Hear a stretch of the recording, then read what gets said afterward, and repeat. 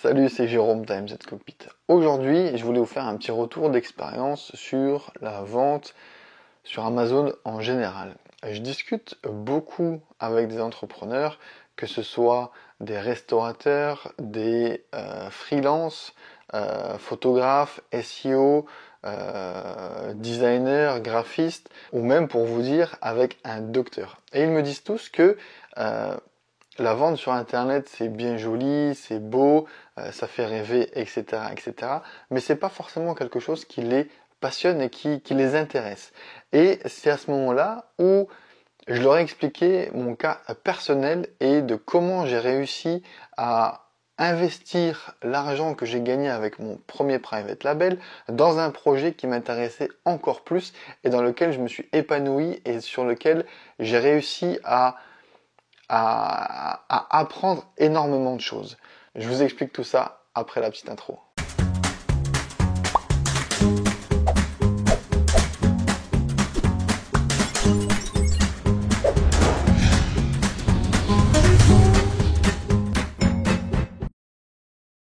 Donc j'ai commencé à vendre sur Amazon et j'avais aussi dans l'idée de créer mon propre private label, donc c'est ce que j'ai fait, mais j'avais aussi une idée depuis quelques années, c'était de créer une plateforme où où on pouvait trouver énormément de tutoriels, de formations, mais pas que. Il existait déjà les sites comme tuto.com, Udemy commençait à pénétrer la France, entre guillemets, mais aux États-Unis, c'était déjà bien référencé. Et on avait ensuite tous les formateurs qui vendaient sur leur propre site, etc., etc. Mais moi, ce qui m'embêtait en tant que consommateur, c'est que je n'avais pas une marketplace qui référençait tout ça. Alors aujourd'hui, on a Udemy, on a encore une fois tuto.com et encore d'autres plateformes, mais à l'époque, il n'y avait pas grand-chose. Et c'était justement ce que je voulais créer. Et je voulais me différencier un petit peu en créant un univers et une marketplace où on pouvait avoir des ateliers physiques, donc où on se déplace chez les gens, dans des bureaux ou dans des endroits physiques, d'accord, et avoir une prestation d'un vrai atelier, d'accord, en one-to-one ou en petit comité, où on pouvait aussi avoir des tutoriels, donc des formations e-learning comme on connaît habituellement, d'accord, uniquement quelque chose qui a été enregistré, déposé sur un serveur et visionnable ensuite depuis votre ordinateur, votre tablette, votre smartphone, etc., etc. Et le troisième canal, c'était les webinaires. Donc c'était un petit peu un mix entre les tutos et les ateliers. Donc c'était donc une conférence, un webinaire en direct avec un petit nombre de participants, parce qu'on ne pouvait pas être 500, justement pour avoir cette proximité avec le formateur et en lui posant des questions et des réponses. C'est comme ça que j'imaginais vraiment le webinaire. Par exemple, s'il y avait un atelier qui vous plaisait, mais qui se trouvait à Lille et que vous étiez sur Marseille, vous n'allez pas vous déplacer. Donc, vous n'allez pas vous déplacer. Donc, pour vraiment ne plus avoir de frein à un apprentissage ou à l'acquisition d'un savoir ou d'une expérience, c'était d'avoir les trois modèles d'apprentissage. L'atelier physique, le tuto et le webinaire.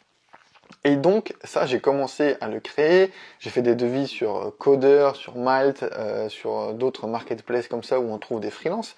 Et j'ai reçu un devis qui me paraissait vraiment correct pour un tarif de 15 000 euros. Donc je me suis dit que c'était un énorme budget pour moi qui était encore salarié à l'époque et qui commençait tout juste le private label. Et finalement, j'ai laissé ça de côté, j'ai fait mes petits croquis, j'ai fait mon cahier des charges et ça s'est arrêté là. Je me suis donc concentré uniquement sur le private label qui me demandait un peu de temps mais qui était correct. D'accord, je me suis lancé avec un produit, sur une marque, sur une niche et en ayant mon travail à côté, c'était totalement dans mes cordes. Donc je me suis lancé à fond dans ce private label et tout de suite ça a généré du chiffre, des gros chiffres pour être honnête avec vous. Et donc j'ai relancé le développeur qui m'avait contacté, qui m'avait envoyé son devis, et on a un petit peu plus travaillé ensemble, et ensuite on a réussi à sortir une version qui était vraiment magnifique au bout de 2 ou 3 mois, je crois, de travail acharné. Si vous voulez, je vous présente cette plateforme. Donc, on se retrouve sur millenatelier.com. On a bien les ateliers, les tutos et les webinaires, je vous explique par la suite. Mon travail à moi a été de rédiger un cahier des charges et ensuite j'ai tout confié à un développeur. Un énorme projet, pourquoi? Parce qu'on avait un côté graphique, donc j'ai dû créer un logo, j'ai dû créer pas mal de choses, mais c'est surtout la partie SEO qui m'a pris énormément de temps. Pourquoi? Parce que je voulais pas dépenser des centaines et des centaines de dizaines de milliers d'euros, je sais pas combien, pour pouvoir référencer des ateliers. Et c'est justement la force que je proposais aux formateurs, c'était que s'ils mettaient en place s'ils mettaient en ligne leurs ateliers ou leurs formations sur cette plateforme, eh ben c'est moi qui m'occupais de trouver des clients. Eux, ils avaient juste à créer le contenu de la formation, de l'atelier ou du webinaire, et ensuite c'était la plateforme qui s'occupait du reste. On avait donc des ateliers ici.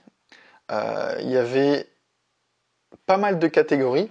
Je ne me rappelle plus de tête. Ici, on avait les arts créatifs, art floral, bijoux, couture, dessin, peinture, écriture, scrapbooking, sculpture. On avait de la coiffure. J'avais été visiter des barbiers. J'avais été visiter des cake designers. On avait des dégustations aussi. On avait au niveau de l'entrepreneuriat, de la comptabilité, de la fiscalité et le juridique. On avait aussi tout ce qui était high-tech avec graphisme, After Effects, Final Cut Pro, Illustrator, Photoshop. On avait des ateliers de drone, on avait des ateliers de massage, de yoga, de tatouage et même en web marketing, du Amazon FBA, du Facebook Ads ou du Google Analytics ou AdWords. Donc vous voyez, ça allait vraiment de tous les univers possibles et imaginables. Pourquoi? Parce que je pensais que une personne qui était intéressée par la couture, eh bien, si elle voulait lancer son propre site, elle pouvait forcément avoir envie d'apprendre peut-être la comptabilité ou peut-être envie d'apprendre le code en HTML ou le montage vidéo. Donc je me suis dit qu'en ayant une seule plateforme commune, eh bien, c'était vraiment le paradis pour les clients et les formateurs. On avait réussi à faire pas mal de chiffres d'affaires. Si je me rappelle, on était dans les... Voilà, on avait fait 47 000 euros de chiffre d'affaires pour les formateurs. Le business model, c'était que je prenais une commission de 10% sur un atelier, 20% sur un tuto, ou 20% sur un webinaire et 30% sur un tuto, pardon. Et voilà. Donc là-dessus, vous comptez un petit peu. J'ai pas fait énormément d'argent pour moi, mais en tout cas, j'ai la satisfaction d'avoir reversé 47 000 euros à des formateurs. Pour vous dire la vérité, j'ai dépensé quasiment 35 000 euros dans ce projet. Les premiers 15 000 euros, ils étaient uniquement pour la partie atelier.